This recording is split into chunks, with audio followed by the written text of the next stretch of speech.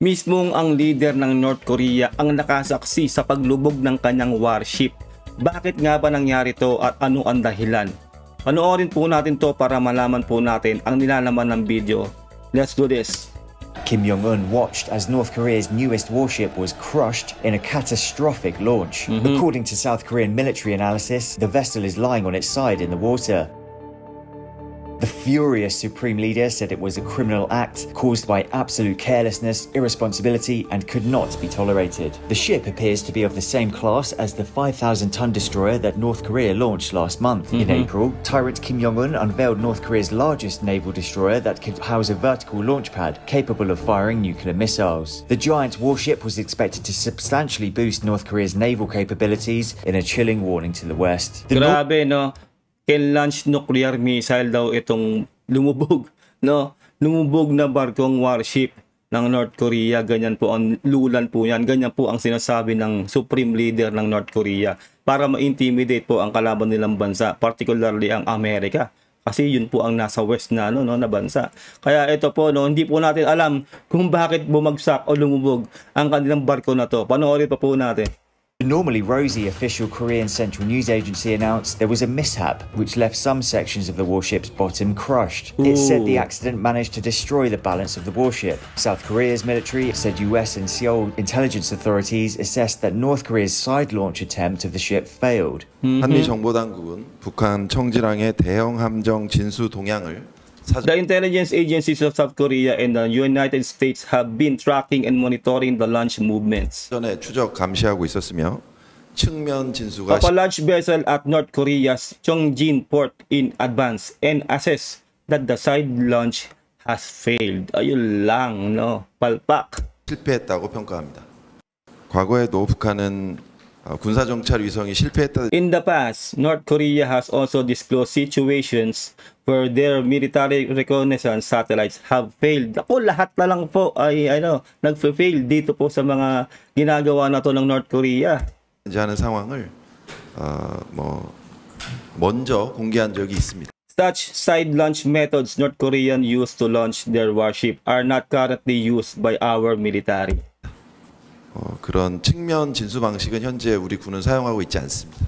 The launch failure marks a setback for what analysts have viewed as North Korea's most ambitious naval modernization effort in decades. The leader attended the warship's launch ceremony at the western port of Nampo with his teenage daughter Kim Ju-ai in April, according to. Pansin nyo, nabila ko lang po naisip, karamihan po sa mga mayayabang na leader ng komunistang bansa, particularly ang China at ng North Korea, panay po palpak ang kanilang nilalabas ng mga sandatahang lakas. Alam na alam po natin ang nangyari po between Pakistan at India. Nakita po natin kung gaano po kapalpak ang military at ang mga sandatahang lakas ng China na nangyari po doon.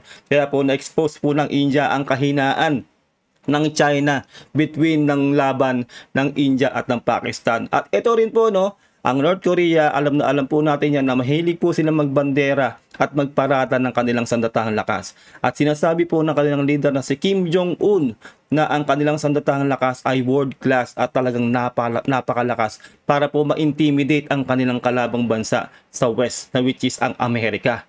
Pero nakikita po natin dito talaga na bahaw po, masasabi po natin bahaw talaga at palpak, teka rin po ang kagamitan at sandatahang lakas ng North Korea dahil lagi pong pumapalpak ang kanilang mga sandatahang lakas. Makikita po natin dito ang pattern ng dalawang bansa na komunistang bansang China at ang North Korea. Kaya po yung mga binabandera po lagi ng China at ang North Korea, masasabi po nating pang-intimidate lang po nila yan. Na pagdating po sa totoong gera ay wala po palpak at talaga pong hindi po sila mananalo sa digmaan. Kasi po yun ang katotohanan na talagang palpak lahat ang kanilang sandatahang lakas. To state-run media, Ju-ai has been widely regarded by analysts as the likely successor to Kim since she was referred to as a great person of guidance in an official report last year. Kim warned that the urgent restoration of the destroyer is not a simple practical issue, but a political issue directly related to the authority of the country. It must be completed unconditionally before the June plenary session of the Central Committee of the party. He Para added, sa akin po, yan po ay karma. Dahil po yung bansang po niyan ay ang nais lang po talaga ay karahasan, pati po yung China, no? Darating po ang panahon talaga pong sisingilin po ng matinding karma ang dalawang bansa na to dahil sila po ay nanggugulo talaga at ang gusto lang po talaga ay manakop ng manakop at manakot sa buong mundo. Dahil sila po talaga ay nagnanais na maging numero uno sa buong mundo. At talaga pong hindi po natin alam kung anong takbo ng utak ng mga leader na to. Talaga pong gusto po nila lagi ay karahasan. Samantalang po ang mga kalabang bansa po nila ay gusto po ay ang kabutihan at ang kapayapaan sa buong mundo. Kaya po ang mga komunistang bansang to ay in the near future po ay may kapupulutan po. Talaga pong madudumog po itong mga bansang to at nakikita naman po natin ang ebidensya na talagang lahat po ng kanilang sandatang lakas ay panay po pumapalpak.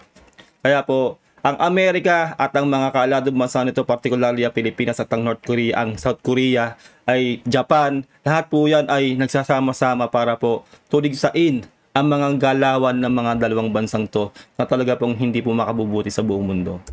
Added. 이런 대형함에 북한 입장에서 상당히 큰 대형함. Ayun, no? I presume this incident occurred because North Korea has a lack of experience.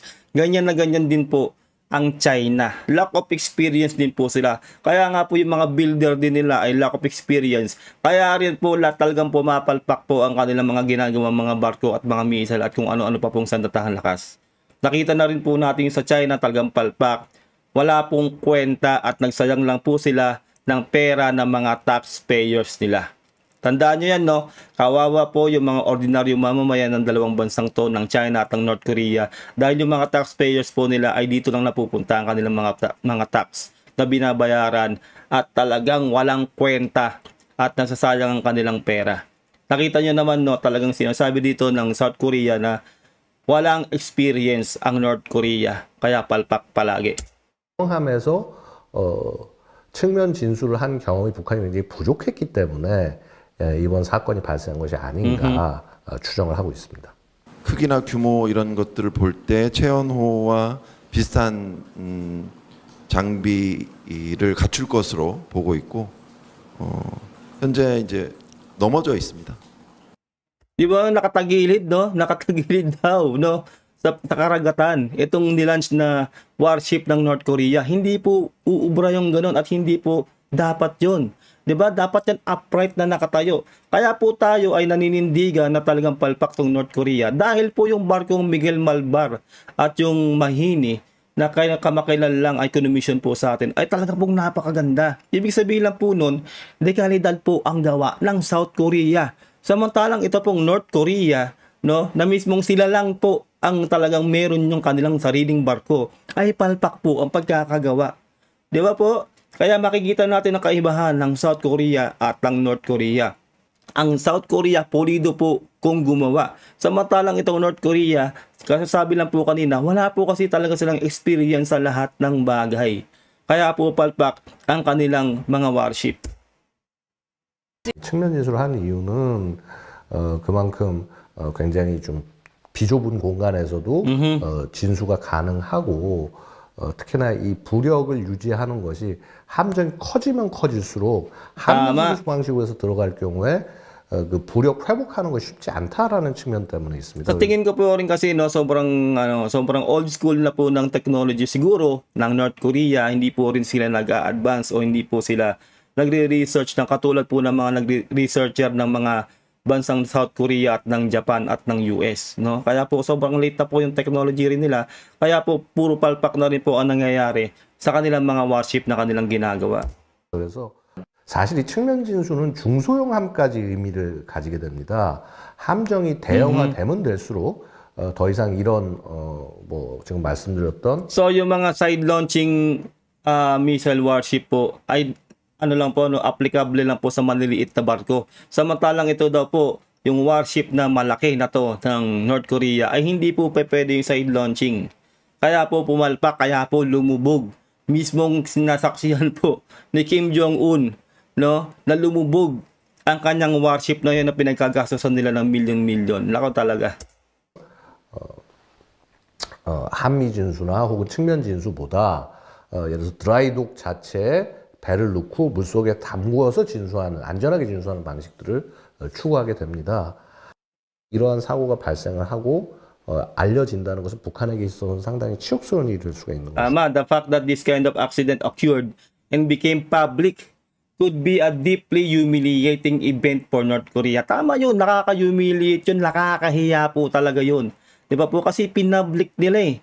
Pinapublicize sila, nakita ng buong mundo ang paglubog mismo ng warship na yan. At mismong si Kim Jong-un ang nakakita ng paglubog ng bagong warship nila na yan. Alam niyo na po kahihinatnan, no?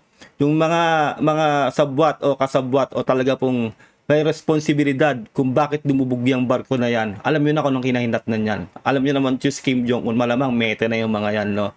Alam niyo kung anong ugali ng mga komunistang leader na yan. 것이고요.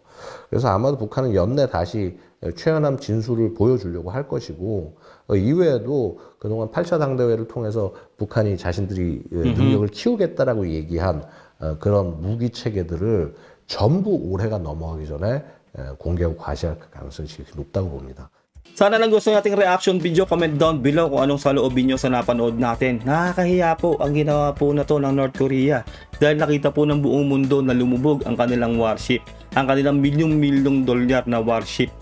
Kaya huwag nyo kalilimutan na mag-subscribe para ma-update kayo, like our video kung gusto nating reaction video, at mag-click lang po kayo sa dalawang video na yan kung gusto nyo pa po ng ganitong mga reaction video. Ingat po kayong lahat. God bless and peace out. Bye.